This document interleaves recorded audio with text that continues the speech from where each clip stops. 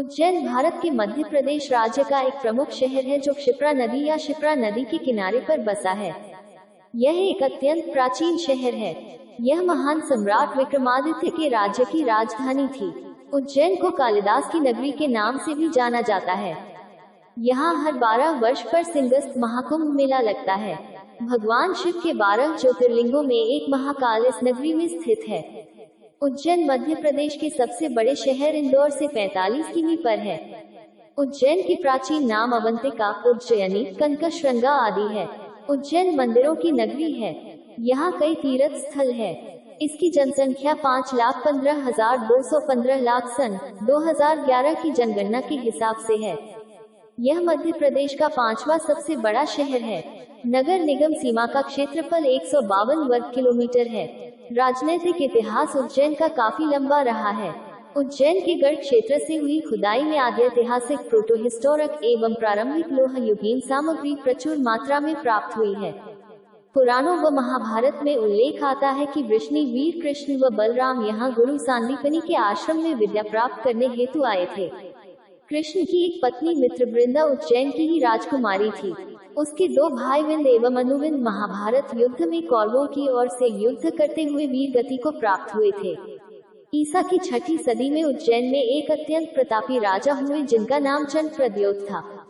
भारत के अन्य शासक उससे भय खाते थे। उसकी दुहिता वासुदेवता एवं वत्सनरेश उदयन की प्रणय गाथा इतिहास प्रसिद्ध है। प्रद्योत वंश के उपरांत उज्जैन मगध साम्राज्य का अंग बन गया। जैन ग्रंथों के अनुसार राजा खादिरसार का शासन मगध में था। उनकी राजधानी उज्जैन थी। उनके शासन का समय 386 बीसी था। राजा खादिरसार के पिता का नाम कुनिका था, जो कि 414 बीसी के दौरान मगध के राजा थे। राजा खादिरसार की पत्नी का नाम चेलमा था। प्रारंभ में राजा खादिरसार बौद्ध धर्म के अनुयायी थे, परंतु रानी चेलामा के उपदेश से प्रभावित होकर उन्होंने जैन धर्म अपना लिया और महावीर स्वामी जी के प्रथम भक्त बन गए। उज्जैन में ईसा पूर्व 1ली शताब्दी के आरंभ में राजा गंधर्वसेन का शासन था। वे एक वीर राजा थे, जिनके पराक्रम से शक शासक भी डरते थे। सम्राट विक्रमादित्य उज्जैन के शासक थे। उनके पिता राजा गंधर्वसेन थे। भारत में शकों को बुलाने का श्रेय कल्काचार्य को है। शकों ने उज्जैन के शासक गंधर्वसेन को युद्ध में हराकर उज्जैन पर अधिकार जमा लिया। तब राजा गंधर्वसेन के पुत्र विक्रमादित्य ने शकों के खिलाफ युद्ध किया। विक्रमादित्य ने शकों को परास्त कर उज्जैन में पुनः अपने पूर्वजों का साम्राज्य स्थापित किया और वे इस देश के महान सम्राट कहलाए। महाकवि कालिदास उज्जयिनी के इतिहास प्रसिद्ध सम्राट विक्रमादित्य के दरबार के नवरत्नों में से एक थे। इनको उज्जयिनी अत्यंत प्रिय थी, इसीलिए कालिदास ने उज्जयिनी का अत्यंत ही सुंदर वर्णन किया है। सम्राट विक्रमादित्य ही महाकवि कालिदास के वास्तविक आश्रयदाता के रूप में प्रख्यात है। महाकवि कालिदास की मालवा के प्रति गहरी आस्था थी। उज्जयिनी में ही उन्होंने अत्यधिक प्रवास काल व्यतीत किया और यहीं पर कालिदास ने उज्जयिनी के प्राचीन एवं गौरवशाली वैभव को देखा।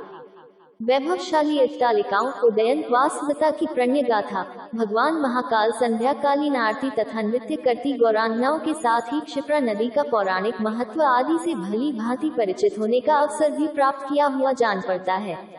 मेघदूत में महाकवि कालिदास ने उज्जयिनी का सुंदर वर्णन करते हुए कहा है कि जब स्वर्गीय जीवों को अपने पुण्यक्षीण होने की स्थिति में पृथ्वी पर आना पड़ा, तब उन्होंने विचार किया कि हम अपने साथ स्वर्ग का एक खंड टुकड़ा भी ले चले। वही स्वर्ग खंड उज्जयिनी है। आगे महाकवि ने लिखा है कि उज्जयिनी भारत का वह प्रदेश है जहाँ के वृद्धजन इतिहास प्रसिद्ध अधिपति राजा उदयन की प्रणय गाथा कहने में पूर्ण दक्ष है। कालिदास के मेघदूत में उज्जयिनी का वैभव आज भले ही विलुप्त हो गया हो, परंतु आज भी विश्व में उज्जयिनी का धार्मिक, पौराणिक एवं ऐतिहासिक महत्व के साथ ही ज्योतिष क्षेत्र का महत्व भी प्रसिद्ध है। उज्जयिनी भारत की 7 पुराण प्रसिद्ध नगरियों में प्रमुख स्थान रखती है। उज्जयिनी में प्रति 12 वर्षों में सिंहस्थ महापर्व का आयोजन होता है।